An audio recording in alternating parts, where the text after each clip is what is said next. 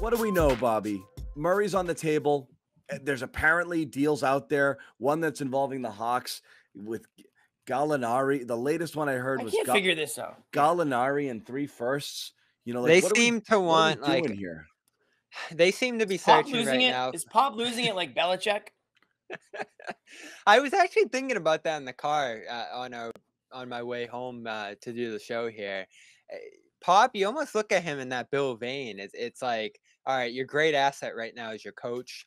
How much does that carry you? Like, what's the value of that right now? And especially a guy at his age, like, is it even worth investing in a team just based on the fact that your best asset is your coach? Even with Murray becoming the player he has right now, you still look at the Spurs and say, like, this is a squad that's rooted in Pop's coaching power, and that's what's going to carry them to, like we saw last year, postseason berth.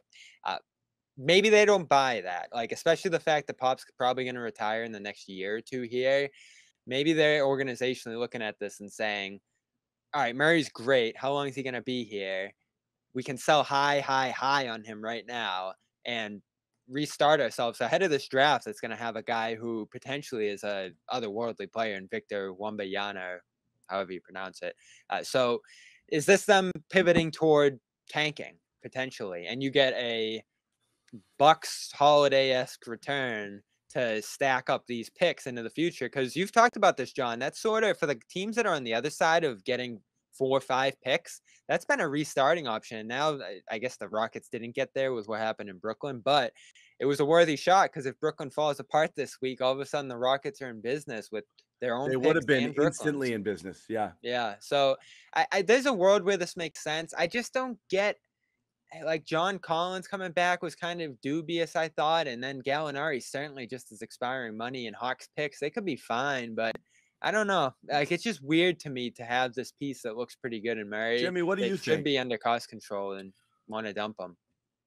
What do I think about the fact that there's reported interest from the Hawks, or what do I think of Murray? Because I love Murray. No, I'm saying why is there this is out no there? question. Yeah, Murray's incredible. Why would you trade? Why would you trade an ascending player like Murray? Well, it's like, is he not that good? Wait, maybe that's what it is. He is that good, and I don't. It's almost like flawed logic. Oh, let's trade our best player and try to get a better. But how many players are going to be better than Murray? I hate it. Honestly, it's You're crazy. trying to be the Thunder. I'm trying to figure out what the Hawks. I mean, other than the Hawks just wanting a really good player, I mean, they have Trae Young there. Who's off the ball? Like, how is that going to work? I mean, I'm sure they'll be obviously better if they're just trading picks. They're obviously going to be better on the court next season. But I don't know if the fit is like perfect. Man, I wish there was a way the Celtics could get Murray, because wouldn't that solve some problems? So yeah, well, there is, right? You tell me, Bobby. You're the cat man. You give up all your future picks, and that's the question we'll get into here. Is there virtue to that? Maybe there's a world where you don't have to give up Brown here, because I think we look at the situation and we say, oh, they'll ask for Brown. I certainly think they would if the Celtics pursued him. But could you just give up all your future picks here? Maybe Smart. I don't know. Like, it looks like they probably want expiring salary at that spot, so maybe it's Horford.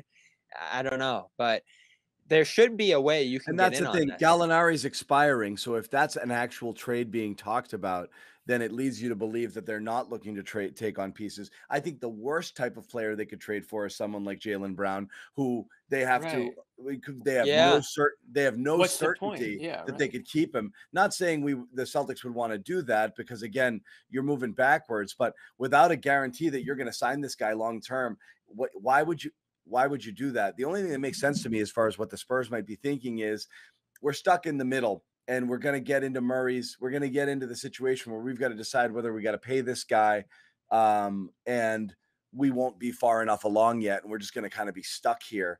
But it still makes no sense to me, because you just got 3 first-round picks and you have more coming. Why wouldn't you just build around Murray? They've been a great drafting team, obviously, over the last I'd be selling 2 decades, picks. But I can't figure out why. I mean, is Pop trying to? I mean, this guy's not going to coach forever. Does he want to get some talent in there and make a playoff run, or does he want to hand over the keys to somebody in the middle of a rebuild? Murray is a free agent 2024, so 2 more seasons. The Spurs were one of the surprising teams here down the stretch, and I mean the fact that they even finished where they did. I mean, a lot of people thought they were going to be a bottom feeder team all year long. Bobby, I can't hear you. I think did you mute yourself? Can you hear him, John? No. And he's gone. But I mean, my point stands. Even though I can't get Bobby's response, I mean, it seems like the Spurs were kind of on the upward trajectory. And yeah, do they have flaws in their roster? Of course, they weren't expected to be as good as they were. I just feel like Murray's one of those players who's still improving. He's a young guy. He's on the up and up, and I don't know why they would give up on him unless they know more than we know. I don't know if is Murray sold on San Antonio in the long run. I mean, some of the same questions we've asked about Tatum and Brown over the years is, do they like it here? Like, are we sure they want to resign here? Maybe those are the things that they're asking about Murray that we aren't privy to. But. Well, I don't really know. Is Bobby just going to stare at us, or is he? Do you still see him? I think we lost him. Oh, he's there. We can't hear him, but I can't hear you, Bobby. Bobby, why don't you get out and come back in, bud? Why don't you just go do that for us? A little connection issue there. Why don't you just go do that thing? Why don't you just go? You know what? Just take a breather. Take a powder. I don't get it. Take a 5. What I would say is, I don't think there's another person on the planet who'd be better suited to play with the Jays here and on this team. So to me, my favorite two people a year ago that I would have sold out for were Lonzo and Murray. Murray's an even better fit for sure. Those are two guys I loved. So you have to think that if he's available, I mean, the Celtics should be exploring. I mean, it's Brad's job to explore that option. I mean, maybe Jalen is off the table. You're talking about guys. You're talking about a guy who can defend, who has the size here. At the point guard position at 6'4", to play in this type of defense. Right. Everything about him is ascending right now in terms of just all of his stats. He's an excellent passer. He's so Bobby. Got him. Let me hear you. Yes, we got you. He's such a perfect fit. If he truly is out there and the Celtics aren't doing everything in their power to get him, then that's a massive mistake. And that's a thing. That's a thing where everything you need, literally everything you need. And that's a thing I would overpay to a point just based on, you don't have to mess around anymore after that. You're good. And you're happy because how much more tinkering do you need? You get the Jays exactly what it is they need. You get another player who fits in perfectly with this team.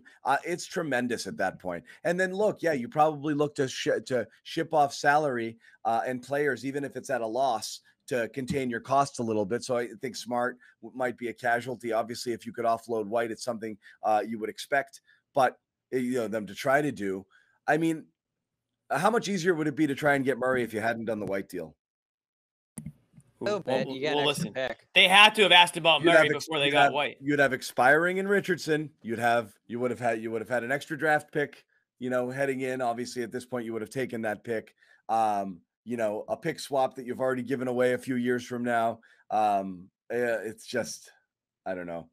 And people are saying the easy thing people are saying is Smart and 3 first-rounders. I cannot understand why a team that's looking to rebuild, it'd be Horford, would bring on Smart. They wouldn't. No, you can trade him into the TPE. Well, I can. But anyway, that's a different story. It would be the TPE. So it would be straight relief and picks. Yeah. What's Smart going to do? Carry them to the NBA Finals, John? I mean, I still think they're going to lose a ton of games. 27, you can do straight up because 8's a swap, right? Guys, 6. I know we have the TPE. All I'm saying is, why would they take that? Again, just for the chat, we know we have the TPE. What I'm saying is they're looking for not taking on salary. So right now, anyone they're looking to deal with, they're looking for, obviously with Gallinari, they were looking for an expiring sort of deal. Right. Celtics don't have that problem. They have a TPE. He trades right into that. We know that. The idea of moving Smart there makes no sense. Why in the world would you pay more money to Marcus Smart than you are Murray for 1 year longer instead of just keep Murray? It's silly at that point. Like, you don't need a player like Smart. Doesn't it possibly help that you did the White deal with them, though? Because they own that 8 pick. Maybe you could adjust it to, it's just a straight up pick in 28 if you need it. Like, whatever. He's serious or not. whatever sequence that needs to be. Like you could say to the Spurs, all right, 28 isn't a swap anymore. You just own 28 or something like that. Like it might help that you already have done this deal with them. You didn't send 28 somewhere else. You sent it to the Spurs. I don't know. It's concerning that you don't hear anything at all around the Celtics about this, but sometimes that's a good thing, right? Like the rumors could be stuff that was already done in the past, and you don't on the Boston front with San Antonio. Except last season we didn't hear anything and they did nothing. Would you take Murray, but here's the deal. You can get Murray, but you have to take Romeo back. Do you do the deal? Are you kidding? That's the reason I do the deal. John be doing backflips. John wants Romeo, and I guess you can throw in Murray. That would be part of John's demand. I would call it the Romeo trade. Oh, yeah, we know you would. I know a lot of people would rather have Richardson than Murray. There's a lot of that going on in the chat. You can't tell me that they didn't obviously really try to get, or not try to get, but they didn't ask about Murray at the deadline before settling for White. I mean, come on. This is what's so confusing. Murray was available. None of us in our wildest dreams would have thought Murray would be available, and I still don't really believe it. Like maybe they're just seeing like how far could we get if we moved him? Like what's the maximum amount of picks we could potentially get here? But you just keep hearing this rumor about Atlanta. So is Atlanta playing ball more than anyone else is here with those amount of picks? Do the Celtics organizationally not believe in moving that many picks, just given what's happened to Brooklyn and some of these other teams here? Those are probably the questions you have to ask right now, just if Boston's not involved. And I'm for it. John, I know you're leery. Like, you don't normally like giving up that many picks, but this is the guy to do it on, right? Well, I just like, again. Would you do 3 picks and 2 pick swaps, John? So that seems to be like the standard, right, of what you're looking to do, like of what teams want. They want that control of your pick over the course of 5 years. So if you tank, right, if you go to hell, then they own you. And obviously that's really risky. I don't know. That's always a tough call. It's always a tough call. If you knew, it's better than giving up Brown. If you had Tatum and Brown already locked up and there were no question marks, but as we've seen with the Nets here, I mean, how quickly it can blow apart and or be saved hinges on so little. All it takes is Jalen now having another guy in here who has the ball in his hand saying like, nah, man, I'm set. I'm gone. And all of a sudden you've gone from big 3 to big 2 in another year. You have to offload Jalen, and then something doesn't fit. Then you got to worry about signing Murray as well. And if you don't, what happens there? Like that's expensive too. We talked about the $90 million tax bill. No, but I mean, it's so you want. And then a meteor hits and we all die. And then when you trade. No, when you trade deep into your future, you want to know the people who are coming here are committed long term. When there are question marks, it lowers the price tag. So somebody who's coming in with only with 2 years left on their deal, and you have to make a decision on them quick, that's tougher to deal that far into your future. So, I think San Antonio asking for that type of deal you're asking for a Harden deal without a Harden level talent and without any certainty that they're going to be there long term. I think it's asking a lot. So if I were to guess why San Antonio is doing it at all, just to see if somebody's desperate enough to give him the bag, give him everything. I don't think they're actually interested in moving Murray. And I think you set a price so ridiculously high that maybe you just get one team come knock in and say, I actually would do that. Like if Bobby were the GM, I actually would do that, and it'd be like, okay, then we'll come into my office, So that's kind of what I think is happening here. I think it's pretty steep price. Yeah, and all my talks of becoming GM with the different teams, that's always been their pause. Like they're like, you're way too loose giving up the picks. We can't have this. Yeah, right. Yeah. I don't know. This is rumor season, so this is standard. Right now it's Murray. Next week it'll be somebody else. NBA is the best sport when it comes to the off-season rumor mill. There's benefits to having this out there for both these teams. Definitely would make some teams turn their heads. I mean, it made us turn our head that Murray's name's out there. And the Hawks, I'm sure they didn't mind with this John Collins situation falling apart, the potential to parlay him into a deal like this. This is probably the best possible return you could dream of for giving up Collins. But doesn't it feel like it's just a matter of time before Collins gets traded? I feel like this guy's always in rumors to be traded because apparently he's done in Atlanta. The worst thing is being that tweener guy who's definitely not good enough to be maxed out, and but definitely too good, to like just, be like mid-level sort of guy. You're just in a really weird spot with that. Like, obviously you're there and you're thinking, I'm really not signing for less than the max. That team's got to decide if they want to pay it to you. And really, it doesn't matter whether they want to pay you or not, as long as some team does. So it really only takes one team that recognizes you're the best player I'm ever going to get at this money. And that's it. And you pay them. And this is what's happening with Ayton. This is what's happening with Bridges. This is what's happening with a lot of different people. What are you guys looking at? You're both looking at something. I'm reading my Dude, guy. I'm reading the rumor mill. Oh, my guy Tynan's always who I go to on the Spurs. He covers them on Substack, and the latest he's saying on it is questioning whether or not to move forward on a 26-year-old may seem preposterous on the surface, but when you consider he's essentially half an NBA career older than the 4 teenagers the team's drafted over the last 2 years, the reality starts to settle. For a team that's got a young foundation, it's reasonable to expect a surge. Is it reasonable to expect a surge into title contention during the prime of Murray's career? So, like you said, John, like I said, they're not far young. enough along. Yeah, they're stuck in the middle. They're too young. By the time they get into the prime of Murray's career, they'll only have seen a year or two of some of their developing talent. And so I get it, and so you have to, and again, if he's up in 2 years, you have to trade now, because starting next year, that price really goes down. I get why they're opening the market up. I just think it would take a lot to trade him. But again, if you're not having multiple conversations, if you're the Celtics, that's insane. Plus, he fits that TPE. Like, that's the biggest thing. And does it just become a tax thing? This is again where sucking at the draft killed you, because the amount of players you could have. There's teams. Every NBA team has realized 2 things. Being in the middle is the worst place you can be. So I'm gonna process this shit out, which means sell, and everyone wants to stay under the tax. So you got people just giving away talent if you're willing to either go into the tax or to give them a draft pick, for it. So you have to take advantage of these people when you can. And if you just had one okay rising player on your team, like, could you trade for Murray right now if you had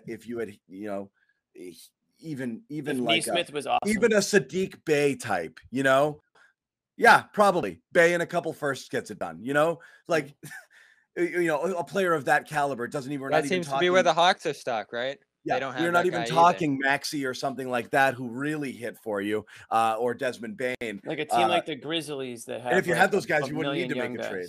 Yeah, which they already made a trade. No, yeah, those are the kind of guys the Spurs would want, not someone who is gone in a couple of years or significantly expands their payroll. And this is the thing I like. They don't want somebody on their second contract.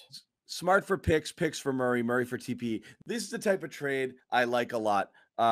You see some baseball teams do this. I've seen Oakland do it. I've seen Tampa do it. You give out one prospect for picks, but you ship something else out. You ship out picks for somebody else's prospect. This is, again, what you would probably see. That's the question, too, here. What becomes a smart if you get Murray? Certainly. You shop Could they play together? Probably, but yeah, that might be the way you do it. You shop him to recoup assets, and because you have a redundancy in White and he's harder to trade, it would have, that, you've got to find a way to trim a little bit of payroll, because you'll get very expensive very fast. So yes, I would think you would try to ship Smart for a pick or two if you could get him.